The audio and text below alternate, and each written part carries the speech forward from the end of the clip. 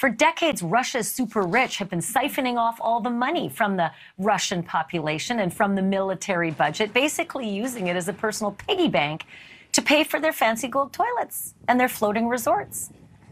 You've probably been watching these pictures with me. All the Russian soldiers complaining about the lack of supplies, lack of munitions, lack of gas, lack of food, tires that fall off their trucks, all while Putin's cronies are zipping around the world in style at 20 knots.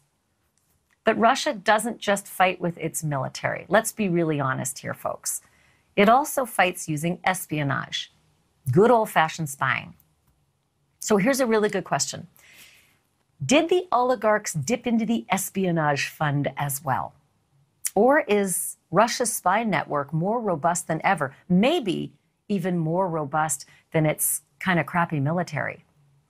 It seems like it could be the latter because this week, U.S. Homeland Security, plus the NSA, plus the FBI, they all released a joint statement warning us, Americans, about something they call malicious cyber tools.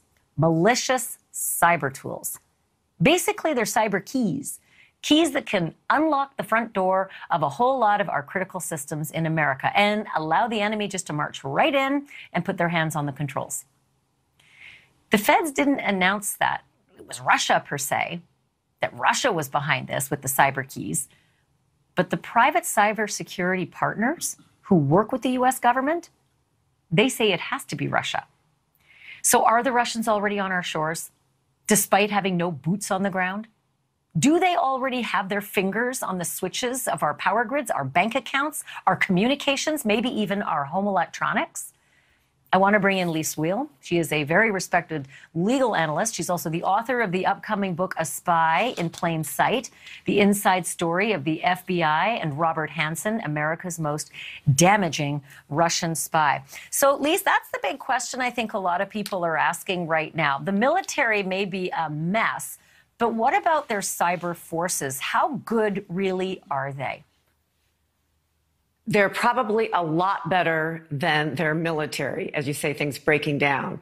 And the reason that I know that is because in researching for this book, I talked to top-level FBI and CIA folks that are in counter-espionage, right?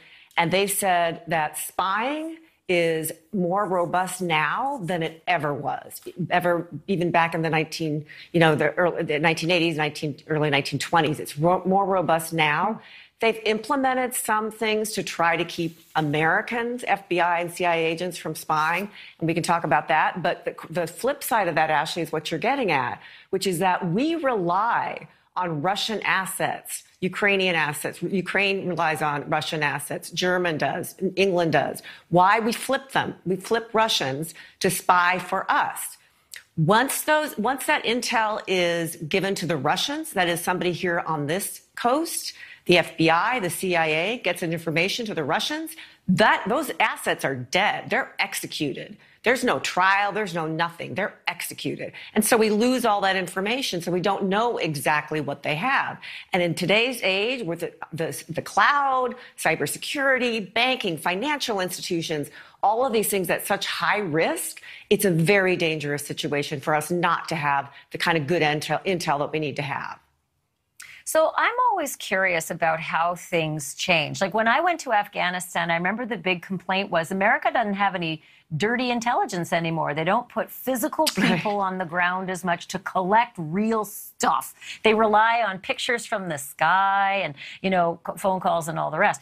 But I mean, when I looked at your book and I thought about Robert Hansen, I thought, how many people are like Robert Hansen now? That's a dirty intel guy. When I say dirty intel, I mean you're in the mix of it all. You're physically talking to people and getting it firsthand. You're not, using a joystick or on your keyboard 5,000 miles away at 24 years old. Well, what's the new game? Is it both? Is it more of the cyber, less of the dirty, as much of the dirty, some of the cyber? Like, what's the composition now?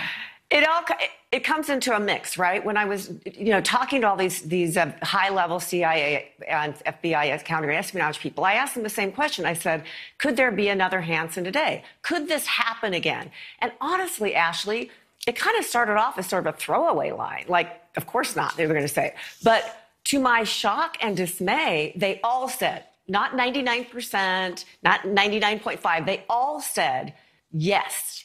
And then many of them followed up with, and there probably already is. Because even though the FBI and our intel, CIA have put in some more measures, since Hansen was arrested, like polygraphing, like more security checks, financial checks, things like that, they still have this trust system, right? Once you're in the FBI, my dad was in the FBI, so I know this. Once you're in the FBI, you're part of that family. You're just trusted now especially if you're in counter-espionage, right, at the highest level.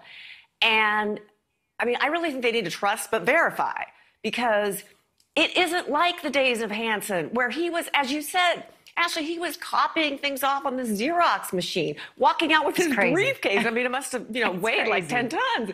I mean, people can get this now on a thumbnail drive. Walk out, if they're not searched, walk out, and immediately it's to the Russians. And I'll bet you, we were just talking about all the money that they've got now and all the oligarchs. I'll bet you these spies are being paid quite a lot. So it's, if money is an issue, oh, yeah. And then there's also, with Hansen, there was this thrill. There was, I'm going to be the smartest guy. I'm going to show the Americans how smart I am by, ratting, basically. And so it's loss of our intel, loss of things that we could know, and then giving information over to the Russians, who, again, it's not 2001 since Hansen was arrested. It's right now. So they're so much more sophisticated than they were back then. This is great. And cyberattacks, your banking account.